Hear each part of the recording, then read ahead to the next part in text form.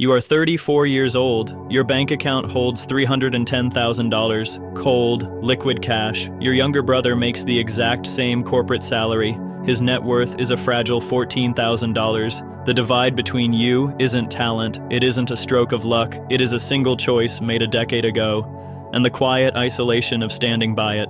Go back 10 years. You are 24, a humid morning on a concrete lot. The dealer smells like cheap mints and artificial urgency. He wants you in the turbocharged sedan with the leather package. Instead, you point to the back corner. A 2013 gray Toyota Corolla. 71,000 miles on the odometer. Faded cloth seats. The price tag is $9,400 paid in cash. When you go to leave, the driver's door sticks. It requires a specific fluid motion. Exactly 2 sharp, deliberate pulls to open. Snap, snap. A flaw. A rhythm you will repeat thousands of times. The next morning at the office, a guy named Marcus pulls up in a leased Mercedes. The tires are thin. The monthly payment is thick. He rolls down the window. He looks at your gray paint. He smirks. Rough month, man? You say nothing. You just apply the rhythm. Snap, snap, you step out. That weekend, you have coffee with Frank. He spent 30 years managing institutional wealth. He looks at your cheap keys on the table. Frank doesn't praise you. Frank stirs his espresso. Frank watches the steam rise. He says, most men don't buy horsepower, they buy permission to exist in the room. The moment you accept that ugly little car, you stop asking society for a pass. You are 28. The Corolla has 112,000 miles. The paint on the hood is losing its clear coat under the afternoon sun. The mockery from the early years has changed. It has softened into something much worse. Pity. Mockery is a challenge. Pity is a diagnosis. People look at you and assume a quiet tragedy. A Tuesday morning in the office parking lot, Rachel from accounting walks past. She drives a blue crossover with a $620 monthly payment. She stops by your faded bumper. She looks at you with soft, tilted eyes. She asks if everything is okay at home. She whispers that the company credit union offers low-interest emergency loans. You smile. You say thank you. You cannot tell her that your high-yield savings account just crossed $91,000. You cannot tell her that according to Federal Reserve data, nearly 40% of Americans can't cover a $400 emergency, while you are sitting on a decade of breathing room. To her, the car is the only truth that matters. The social tax grows heavier. Friday, 8:00 p.m., the neighborhood grocery store. You stand in the aisle holding a box of generic oatmeal. Your neighbor, Mrs. Gable, spots you. She is 60. She mentions her grandson has a garage. He does cheap bodywork for people going through a rough patch. She pats your arm. Her hand is warm. Your skin crawls. You walk back to the lot. The silence of the pavement feels massive. You reach for the door. Snap. Snap. 2 sharp pulls. The mechanism releases. The mechanical flaw becomes your armor. It keeps the world at a safe distance. Sunday dinner. Your mother washes a plate, her back turned. She says your father found a certified pre-owned SUV online. They can help with the down payment. No pressure to pay it back quickly. You look at her reflection in the kitchen window. They aren't trying to control you. They are embarrassed for you. You say you're fine. She sighs. The car is still the car, but the isolation is starting to feel real. You are 30. The Corolla has 136,000 miles. A low rhythmic rattle has developed under the floorboards. Her name is Sarah. She has been in your life for 8 months. She drives a modest hatchback, but she understands the invisible rules of society. A Saturday in June, a mutual friend's wedding. The venue is an estate lined with white roses and gravel pathways. You park the Corolla in the final row, away from the entrance. Sarah holds the hem of her silk dress high so it doesn't brush the stained cloth of your passenger seat. She looks out at the lot. It is a sea of pristine German engineering. 6-figure statements on wheels. Sarah doesn't say you look poor. She just looks at a matte gray electric SUV parked near the double doors. She says, "Jordan is really flying high these days, isn't he?" The words are soft. The wound is deep.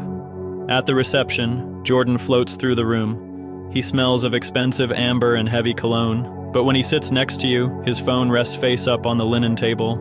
The screen lights up every 12 minutes, a notification from a premium credit card, an overdraft alert masked as a balance update. You see his jaw tighten. He leaves his glass untouched. You need to live a little, bro, Jordan whispers, his eyes darting across the room. The world is passing you by. Midnight. You are back in your apartment. Sarah is gone. The silence in the living room is heavy, suffocating. You sit on the edge of the couch in the dark. You open your phone, a car dealership app, a 2024 charcoal Lexus, $43,000. Your thumb hovers over the pre-approval button. The internal engine, that old childhood anxiety of being left behind, of being the smallest person in the room, starts screaming. Your heart beats in your throat. You want to press it. You want the permission. You stare at the screen for 20 minutes. Then, you lock the phone. You sit in the dark. The compass is shaking, but it hasn't broken yet. A Tuesday in February, 6 a.m. The world is frozen flat. It is 12 degrees outside, and the breath leaves your mouth in heavy white plumes. You walk to the Corolla in the dark. You slide into the cold vinyl seat. You turn the key. Nothing. A dull, metallic click. Then, absolute silence. The battery is dead. You sit in the freezing cabin for 30 seconds, your hands gripping the wheel. The old panic tries to rise, but the script is about to change. The roadside service truck arrives 20 minutes later. The driver is a young guy named Marcus. He has a thick beard and a steaming cup of gas station coffee. He pops your hood, hooks up the heavy black cables, and glances at the worn front fascia of your car. "How long have you been running this?" Marcus asks. 8 years, you say. 10 winter seasons. Marcus stops. He looks from the engine block to your face. A slow smile builds under his beard. "My old man drove a base model Camry for 22 years, he says, adjusting a clamp. "People in our neighborhood thought he was starving. They called him cheap. He wasn't cheap. He used that saved cash to buy 3 rental properties and pay for my engineering degree. He wasn't cheap, man. He was free." The engine catches. It roars to life, coughing through the exhaust. Marcus slaps the hood. "Keep her rolling." As you drive away, the self-doubt that lived inside you for 8 years dies on that icy asphalt. The timeline accelerates. 136,000 miles becomes 162,000 miles. The orange check engine light becomes a permanent fixture on your dashboard, a glowing badge of honor.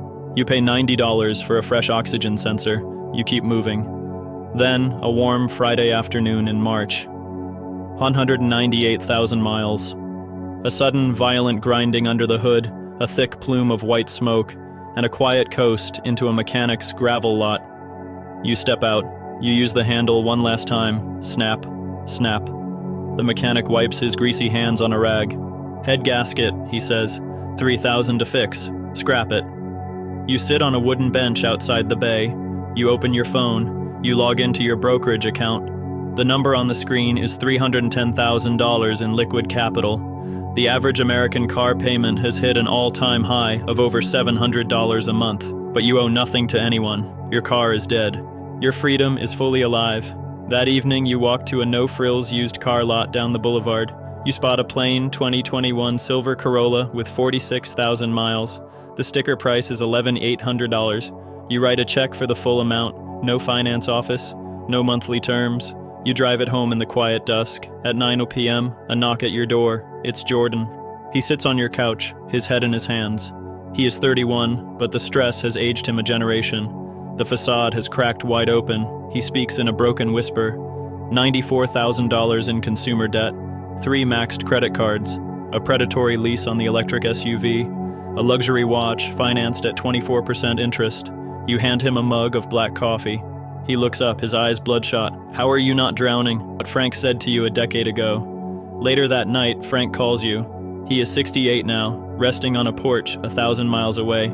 "Heard the old gray tank finally gave up," he says with a soft chuckle. You tell him about the fresh silver car in the driveway. Frank pauses. The line goes quiet for a half beat. "You didn't save money, kid. You bought yourself." You sit in your new car at midnight. The engine is off. The world outside is chasing a ghost, dressing up for a society that is fundamentally bankrupt. They see a car. You see the ultimate autonomy. If you want to see what happens when you stop buying permission entirely, drive safe.